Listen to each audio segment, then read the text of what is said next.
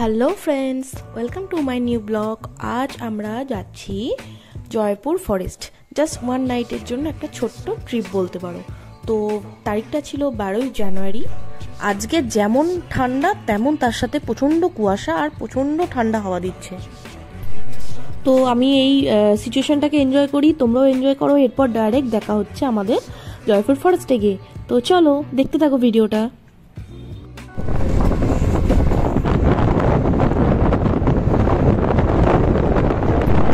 তো কুয়াশার জন্য আমরা জোরে গাড়ি চালাতে পারিনি, আমাদের অনেকটাই লেট হয়ে গেছে। তো আলটিমেটলি আমরা এসে পৌঁছেছি জয়পুর ফরেস্টে। এখন যাচ্ছি আমরা হোটেলে। দেখো হোটেলে যাওয়ার রাস্তার দুদিকটা কত সুন্দর। তো আলটিমেটলি রোদ উঠে গেছে, এটা একটা ভালো নিউজ। আমার ভিডিও যারা দেখো বা আমার ব্লগ যারা ফলো করো তারা জানো যে পাহাড় আর সমুদ্রের এক্সপিরিয়েন্স আমার অনেক আছে, আর এই নিয়ে অনেক ভিডিও আছে, কিন্তু জঙ্গলের এক্সপিরিয়েন্স আমার সত্যিই নেই। তো যাই হোক, আমরা কথা বলতে বলতে চলে এসেছি আরণ্যক রিসর্ট। এখানেই আজকে আমরা রাত্রে থাকছি। তো রুম সব কিছু তোমাদের সাথে শেয়ার করব। আর এই রুমের পার নাইট 2500 করে রেন্ট, আর বনের মধ্যেই একদম এই রিসর্টটা ভীষণ সুন্দর। তো সবটাই তোমাদের সাথে দেখাবো, তোমরা সাথে থাকো। ঠান্ডাটা ভালোই হবে, রাত্রিরে ঠান্ডাটা ভালোই হবে। দেখি অফিসটা কোনখানে।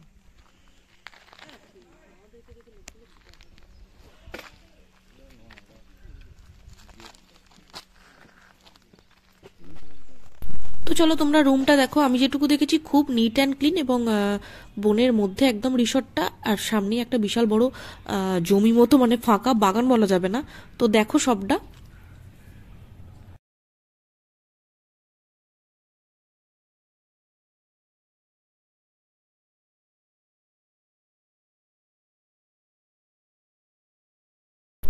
তো বেলা অনেক হয়ে গেছে, তাই আমরা সময় নষ্ট না করে চেক ইন করেই বেরিয়ে পড়েছি।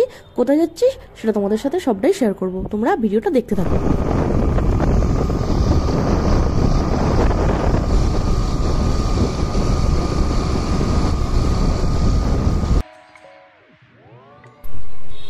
তো আমরা এখন যে জায়গাটাতে এসেছি এটা হচ্ছে এয়ারডোম অর্থাৎ হচ্ছে, আমি যেটা গুগল দেখেছি, ছোট কোনো এয়ারপোর্ট বা যেখানে এয়ারফিল্ড বলা হয়। কোনো এক সময় ইংরেজদের আমলে এখানে হয়তো ফ্লাইট ওঠানামা করতো কোনো দুর্যোগে বা কিছু এরকম। আর এটার দৈর্ঘ্যটা হচ্ছে 6.6 মাইল। তো এটা সবটাই আমি গুগল দেখে জেনেছি। আমি ইউটিউবে দেখেছিলাম এখানে অনেকে পিকনিকও করে।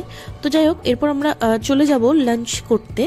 তো যাওয়ার সময় একটা স্টেশন আমরা দেখতে পেয়েছি, সেটা তোমাদেরকে দেখাই। এই যে বিরসা মুন্ডা হল্ট, এই স্টেশনটা দেখে তো মনে হচ্ছে ট্রেন সারাদিনে একটা যায় কিনা সন্দেহ, আমি ঠিক জানি না। তো যাই হোক, স্টেশনটার মধ্যে একটা সেই ভুতুরে ব্যাপারটা মানে ফিল হচ্ছিল, খুব ভালো লেগেছে। তো এখানেও আমরা বেশ কিছু ছবি রিলস বানিয়েছি, তো সেগুলো তোমাদের সাথে পরে আবার শেয়ার করব।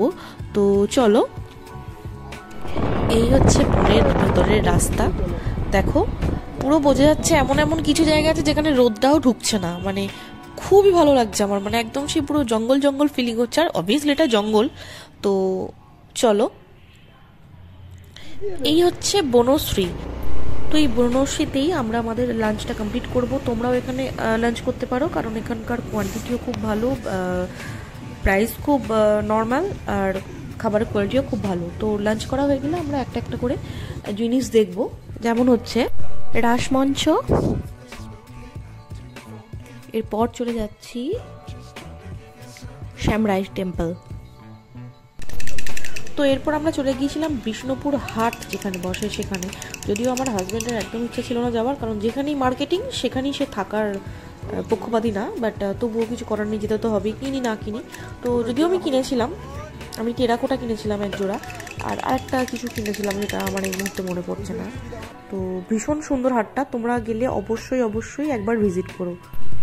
তো আমরা হোটেলে এসে 1 ঘন্টা রেস্ট নিয়ে তারপর আমরা রুমের জাস্ট বাইরে বেরোলাম।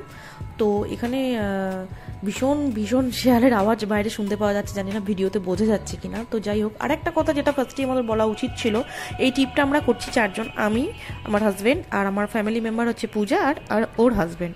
আমরা স্কুটিতে এসেছি আর ওরা বাইকে এসছে।